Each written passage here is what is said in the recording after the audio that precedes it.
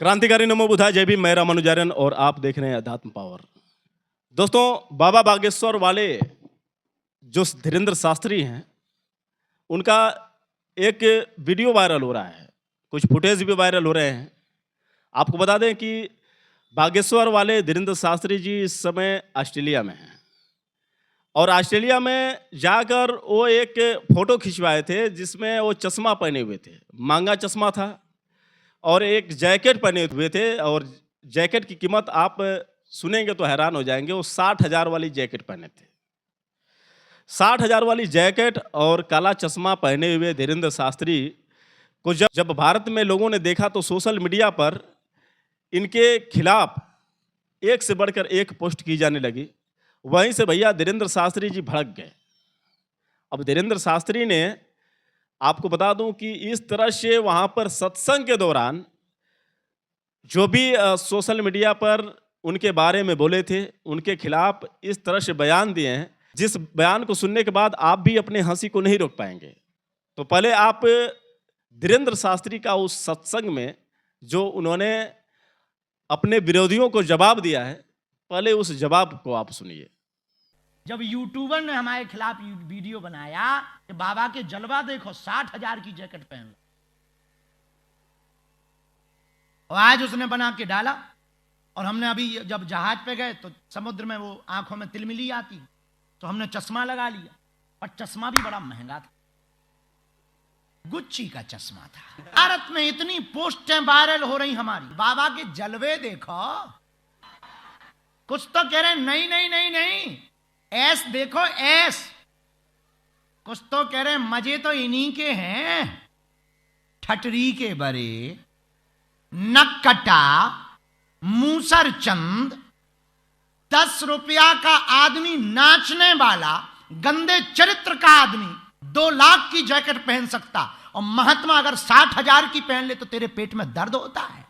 तो दोस्तों, देखा आपने किस तरह से धीरेन्द्र शास्त्री जी तिलमिला उठे हैं और एक के बाद एक ऐसे विरोधियों पर जवाब दे रहे हैं। और हैरानी इस बात की है कि भारत की जितने भी न्यूज़ चैनल वाले हैं वो बाबा की तारीफ करते हुए नजर आ रहे हैं। वो ये कह रहे हैं कि बाबा ने क्या जवाब दिया अपने विरोधियों को, वाह, बाबा ने कमाल कर दिया। आपको मैं बता दूं साथियों कि ये वही धीरेन्द्र शास्त्री हैं। जब महाकुंभ लगा हुआ था तो उस दौरान इन्होंने ये कहा था कि जो कुंभ नहाने नहीं जाएगा वो देशद्रोही होगा। यानी जो सरहद पर तैनात जवान हैं जो कुंभ नहीं नहा पाए, इनके हिसाब से वो भी देशद्रोही थे। बहुत इनके ऊपर एक से बढ़कर एक वीडियो बनाए गए। फिर जब मैं आपको बता दूं कि इनके कहने पर जितने भी भक्त लोग वहाँ पर पहुँचे थे महाकुंभ नहाने के लिए, और वहाँ पर करीब 4 बजे जिस तरह से भगदड़ हुआ था, और भगदड़ में लगभग 4,000 से अधिक लोग जो मर चुके थे, क्योंकि मीडिया ने उतना आंकड़ा नहीं बताया, लेकिन मेरे नज़र में कुछ ऐसे लोग भी थे जो वहाँ पर अपनी आंखों से देखा था। लगभग 4,000 लोगों की मौत हुई थी, लेकिन मीडिया ने इस बात को पूरा बताया नहीं। आपको बता दें साथियों कि सुबह 4 बजे जिस तरह से भगदड़ हुआ, और भगदड़ होने से पहले अनाउंस किया गया था कि जो सुबह 4 बजे स्नान करेगा वो सीधे मोक्ष प्राप्त करेगा। तो मोक्ष प्राप्ति के लिए नहाने की दौड़ में लगभग इस तरह से घटना हुई थी और इतनी संख्या में लोग मरे थे। उसके बाद यही धीरेन्द्र शास्त्री का बयान आता है कि जो मर गए हैं उनके परिवार वाले चिंता न करें, क्योंकि जो कुंभ में मरे हैं उनको सीधा मोक्ष मिलेगा। इसी पर अति मुक्तेश्वरानंद ने इनका जवाब दिया कि धीरेन्द्र शास्त्री जी, आप क्यों नहीं भागी बन रहे हैं?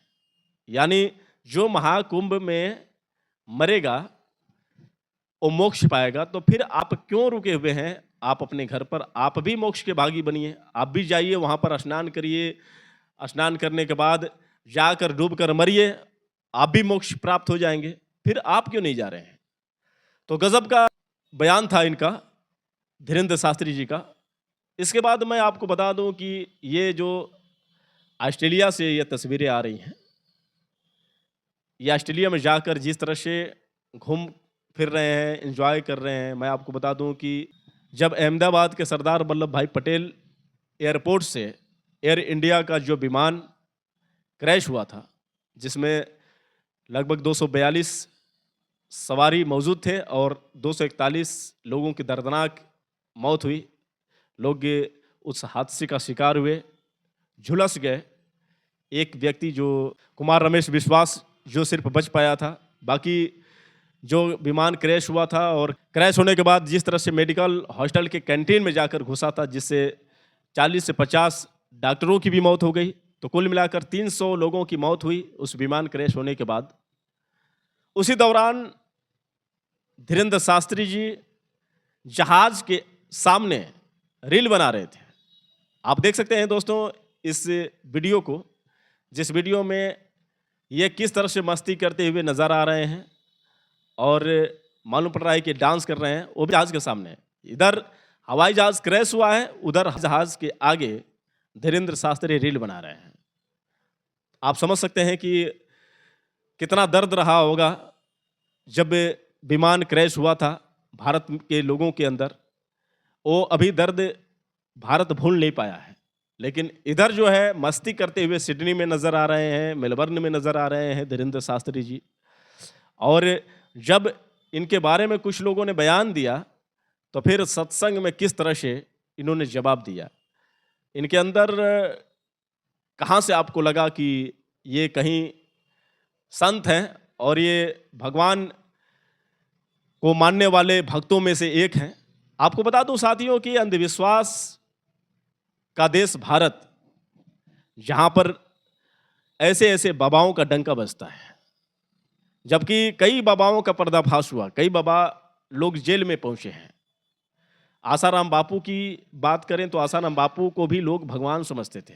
राम रहीम जो उनका लड़का था वो भी, साथ ही साथ रामपाल, तरह तरह के ऐसे संत लोग जिन पर एक से बढ़कर एक मामले देखने को मिले, किस तरह से लड़कियों के साथ ये लोग शोषण करते थे। अब मैं बात करूं तो अन्य जो बाबाओं की, तो हर एक बाबाओं में पहले तो यही दिखता है कि ये भगवान के नाम पर भक्ति भजन करते हैं, लेकिन अंदर से क्या करते हैं ये बताने की जरूरत नहीं है। फिर भी लोग इनके चमत्कार पर इतना भरोसा करते हैं। ये धीरेंद्र शास्त्री जी का एक और मैं वीडियो दिखाने का प्रयास करूंगा, जिसमें ये संतान की बात कर रहे हैं। किसी को संतान की जरूरत है तो किस तरह से ये बता रहे हैं। थोड़ा सा आप पहले उस वीडियो को देखिए। आपको रोना नहीं, क्या समाधान चाहते हो? समाधान गुरुजी आप जानते हो सब। पूछो। बस हमें एक बच्चा चाहिए हो, कुछ नहीं। पढ़े लिखे हो? जी गुरुजी। तो तुमने डॉक्टर को क्यों नहीं दिखाया? दिखाया गुरुजी, हमने जो मजूरी कर करके लाखों रुपए खर्च कर दिया गुरुजी। कोई बताता ही नहीं है डॉक्टर, कोई कहता है इसमें खराबी उसमें खराबी, फिर बोल देते हैं नॉर्मल है रिपोर्ट ने। हर जगह कुछ करवा लिया गुरुजी हमने, लेकिन आराम लग ही नहीं रहा है कहीं पे। तो हम तो थक के बैठ गए हैं कि अब बस भगवान है, उनके अंधेर है अंधेर। पढ़िए। संदीप मुकुंदा का पुत्र है आप, बहुत ही दिक्कत बनी है। धन प्रेत व प्रेत की बाधा है, पुत्र संतान का विषय लेकर के आए हैं। हो जावेगा, संतान होगी, वंश चलेगा, आशीर्वाद है। जाओ, आज से ही बालाजी दया करेंगे, आशीर्वाद। कोख में बंधन है, ट्यूब ब्लॉक है, हाँ गर्भाशय में दिक्कत है। तो देखा दोस्तों किस तरह से धीरेंद्र शास्त्री जी ने इस वीडियो में बताया है कि आपको कैसे संतान प्राप्ति होगी। ये भी बताया है इन्होंने कि आपके गर्भाशय में कमी है। गजब, क्या बात है धीरेंद्र शास्त्री जी, आप तो मेडिकल की सारे सिस्टम को फेल कर दिए। यानी एक से बढ़कर एक इस देश में डॉक्टर मौजूद हैं, लेकिन वो भी बिना देखे कल्पना भी नहीं कर सकते हैं। जहाँ तक कि जांच की बात होती है तो अल्ट्रासाउंड, सीटी स्कैन, तरह तरह के ऐसे यंत्र हैं जिससे जांच होती है। लेकिन ये जो बाबा हैं बिना देखे ही ये बता दिए कि आपके गर्भाशय में कमी है। यानी ये बाबा सब बता सकते हैं। बाबा ये बता सकते हैं कि पुरुष के अंदर क्या कमी है, महिलाओं के अंदर क्या कमी है, बच्चा है तो लड़का है या लड़की है, बच्चा कब होगा, बच्चे का रंग कैसा है, बाबा ये भी देखते हैं। गजब की कहानी है इन बाबाओं की। आपको मैं बता दूं कि धीरेन्द्र शास्त्री जैसे तरह तरह के ऐसे हमारे देश में बाबा हैं जो देश में पाखंड फैलाकर अपनी रोजी रोटी कमा रहे हैं। दोस्तों, मैं एक छोटी सी इसी कुंभ को लेकर एक कहानी बताऊंगा, क्योंकि ये भी अंधविश्वास से ही भरी है, लेकिन फिर भी इस कहानी में आपको सीख मिलेगी। एक महात्मा जो थे खड़े थे और करोड़ों की भीड़ में लोग जा रहे थे महाकुंभ में स्नान करने के लिए। महात्मा ने देखा तो एक किसी शख्स से पूछा कि आप लोग कहाँ जा रहे हैं? तो उस शख्स ने जवाब दिया कि हम जा रहे हैं महाकुंभ में स्नान करने के लिए। तो उन्होंने कहा कि आप लोग स्नान करने जा रहे हैं, स्नान कर कर क्या करेंगे? तो उस आदमी ने कहा कि देखिए, हम जा रहे हैं गंगा स्नान करने, और स्नान करने के बाद हम अपने पापों को गंगा में धोएंगे, फिर उसके बाद हम पाप मुक्त हो जाएंगे। फिर महात्मा ने कहा कि इतने ढेर सारे पाप आप ले जाकर गंगा में धोएंगे तो गंगा इन पापों को लेकर क्या करेंगी? तो उस आदमी ने कहा कि देखो, हम लोग का जो काम है अपने पापों को धोना, बाकी गंगा की क्या दशा होगी अब गंगा जाने। महात्मा सोचते हैं कि यार जवाब दिया नहीं आदमी ने, अब जवाब थोड़ा गंगा मैया से पूछते हैं। महात्मा पहुँचे गंगा मैया के पास, बोले कि माता नमस्कार। बोले कि हाँ बेटा खुश रहो, कैसे आना हुआ? तो महात्मा बोले कि माता, इतने ढेर सारे पाप ले आकर आपके अंदर ये लोग धोते हैं, आप इन पापों को लेकर क्या करती हैं? तो गंगा ने कहा कि देखो, मैं इन पापों को अपने पास नहीं रखती हूँ, इन पापों को ले जाकर मैं समुद्र को दे देती हूँ। तो फिर तो अब समुद्र से जाकर पूछो कि वो इन पापों को लेकर क्या करता है। अब महात्मा पहुंचे समुद्र के पास, बोले कि महाराज जी, आप इन पापों को लेकर क्या करते हैं? तो समुद्र बोला कि देखो भाई, इन्हीं पापों की वजह से मेरा पानी जो है खरा हो चुका है। मैं भी इन पापों को अपने पास नहीं रखता हूं, इन पापों को मैं भाप बनाकर बादलों को दे देता हूं। अब बोले कि फिर तो जाओ बादल से पूछो कि वो पाप लेकर क्या करता है। तो महात्मा बादल के पास पहुंचते हैं और बोलते हैं कि हे महाराज, आप इन पापों को लेकर क्या करते हैं?